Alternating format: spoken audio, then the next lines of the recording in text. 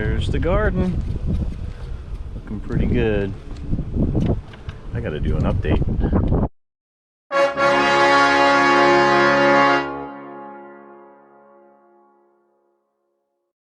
Hey everyone, we're gonna do a update with Uncle Paul today.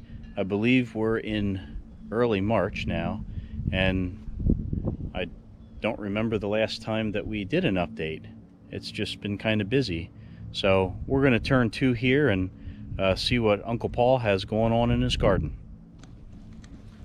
Well, we did have a killing freeze. I believe it was in February. Yeah, it would have been February. Yeah, the beginning of February, I think it was. And we did cover some things up. Some things I didn't cover up because a lot of times, like broccoli, your cool weather crops, you really don't have to cover up unless it's going to drop down really, really cold, which it did. It went down to like 25 degrees, and I didn't cover the broccoli, but the broccoli did make it. And you can see, you know, that we don't have any more heads, but we have all these little florets, and there's a lot. And these here, where they're just going to flower now, but I can still get florets off of it. And my wife has been making a lot of broccoli salad, which we love. She's got 2 different recipes, and it's very good. But soon these are going to get pulled out because it's just going to get too hot here for broccoli. I think over here I do have a baby kohlrabi. We can probably get it better. Oh, I hit my head. I think there's a kohlrabi there. Oh, yeah, I see it right, yeah, right in there. To be picked too. Yep, there's a kohlrabi. There's another one there. Oh, here's one. Yeah, I'm gonna pick that That's a one nice too. one. Yeah. Yeah, kohlrabi I've been just cutting in wedges and boiling them, and it's like a turnip. Put a little butter on it. Excellent. Okay, we'll go in. Yeah, a lot of stuff because of the freeze, and like even the marigolds, you can tell, you know, they got hit, and I've been pruning the dead stuff off, and I've been taking them over to the chickens because chickens love marigolds. Yeah, and they've been eating them up. You can see the pepper plants did make it. They got burnt a little bit, and I just picked. Pick again. Carrots survived. Yeah, I figured they would. Yeah, they're pretty hardy.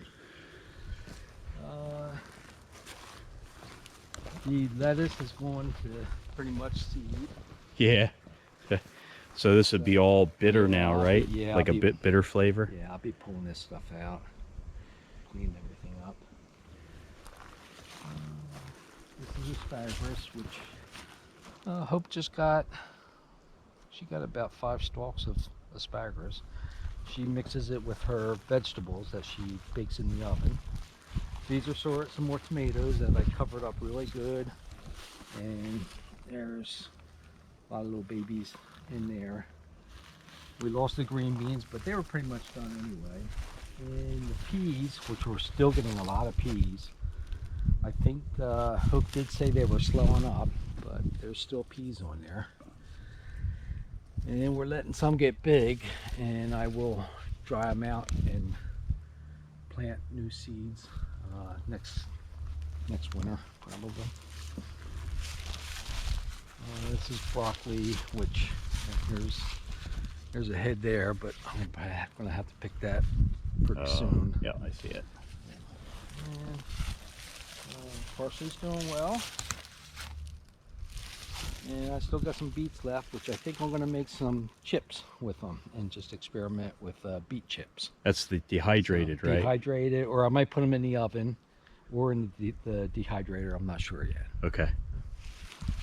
And that's probably pretty much it. The pineapple, which you can see, I didn't cover the pineapple because I didn't think they would really get hit that hard. But if you look down here, you can see like a little pineapple there. There's another one there. Yep. There's another one there. Another one there. I think there's one. I think right now we have 6. Here's one here that you can probably get a little bit closer. Oh, yep. Yep. So I am glad that we're going to be getting more pineapple. because we got a dozen in the fall, I guess it was. And there's nothing like picking, I think I told you this before, there's nothing like picking a nice ripe pineapple from the garden. I could have that for a meal. Here's one that we lost completely, and that was a nice big one. Still has some green in there, so if I clean this up, maybe in the future you'll see a little bit of growth in there. So I'm going to try to save it. Okay. And I'm raising up a couple of beds because I want to do more corn. Because that corn did work out good. We got quite a few ears of corn just from that little plot right there. And I figured, I think these 2 plots I might plant corn. Okay. So, and that I can do in the spring, but I have to get the beds done. Yeah, yeah. Well, I noticed the lumber here was a different color, and you got, what is it, 6x6s over there, yeah, where the strawberries I'm gonna go with were? another row of Okay. and raise it up a little bit more, just to give me an area to sit down and pick at the same time. Yeah. So, let's see. Now, when it got cold, Paul, like, what exactly did you do to protect some of the stuff that was here? Well, I put roll cover down. It's like the white material that I get. There's a thin, and then there's a medium, and then there's a thick. And I usually get the medium. Okay. And I put the medium down where the peppers, where this area is still nice and green, and over there the tomatoes. I put the cover down, the medium grade cover, which I think is good to like 28 degrees. Okay. And I did put a frost cover over top of that, which is a green cover that goes over top of that. And that survived wonderful. So I might pick up some more frost cover. Frost cover is just very light. It's just in case you have a heavy frost and you want to protect your plants. But I think what I did do, I did save. The main thing was the areas that I did save, and that worked out good. So I could probably go with 2 layers of cover, and that might have saved a lot more, but just don't know. You know, when they predict going down to like 32 degrees and it ends up going down to 25 degrees, that's a big difference. That's a big difference. And it was long term too. Yeah. So citrus trees I covered up. The one I did save, it looks good. The other one doesn't look so good over there. Yeah, it's that little twig looking thing out there. But it's got growth on it, so it didn't die. Okay. So it'll look better. Yeah.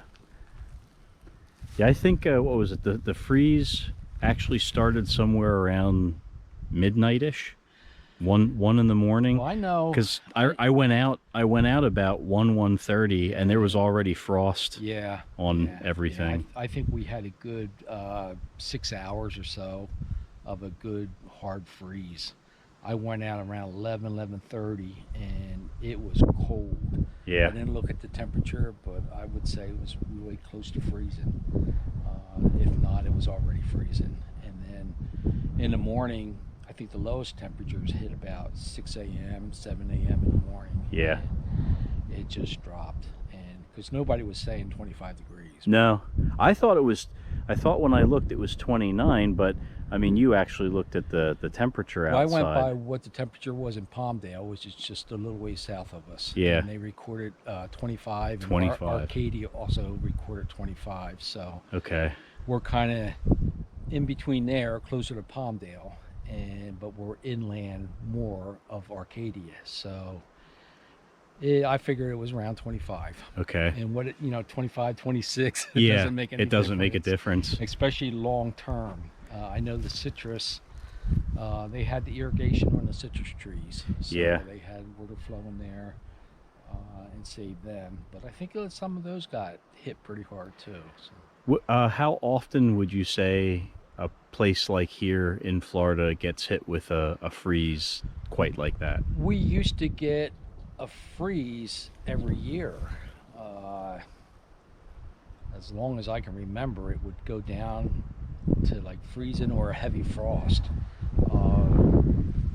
Past few years, it hasn't really gotten that cold. Okay. We haven't really had a heavy freeze or even a heavy frost.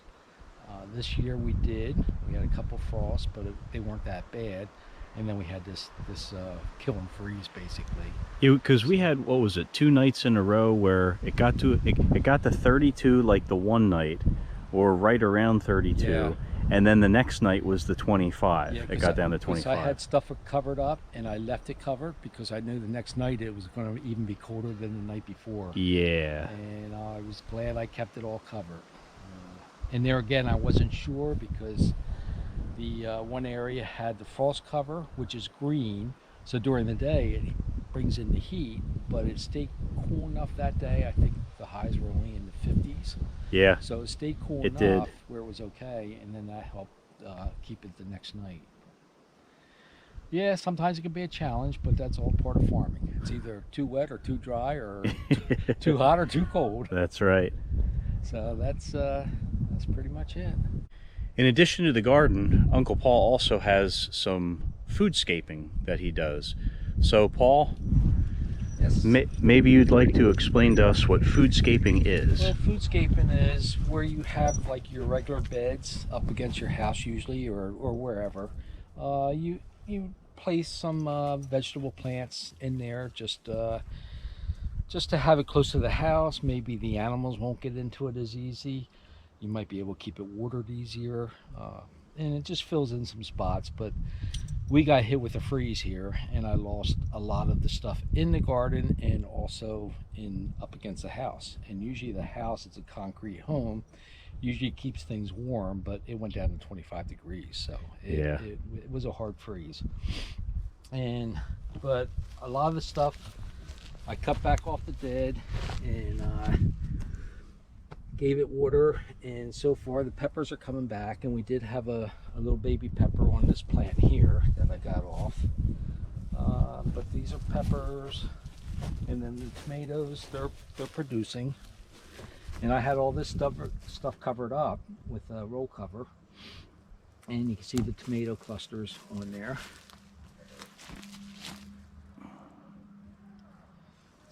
We'll get some more tomatoes from there. Another little pepper plant. And this is a pineapple that got hit. I didn't have this covered up. We do have pineapples in the garden, and we do have 6 baby pineapples, so that's a good sign. And then this is an eggplant back here, which does have a flower on it, so hoping eventually that'll produce before it gets too hot. But I planted over here because it gets morning sun, which is your good sun, up to little like mid-afternoon, and then it turns into shade. So during the summer months, it might be a good place to plant because it'll be a little bit shadier. Okay, Paul. Well, thank you for the update. And this would be what? This would be March. Yeah. This so is what, March 5th? Yeah, or the 6th. So we skipped. I forget did I do one before we left for vacation in November? I think you did. Was it late November? Oh, yeah. That was like right after Thanksgiving, wasn't it? Yeah. I think you might have done one in December, I think, but I'm not 100% sure. Because we left on the 15th. Yeah, I guess it was in November then. Okay. Yeah. So we skipped a few months, but it's been awfully busy. Yeah. So. Yeah. Okay. Well, thank you, sir. You're welcome.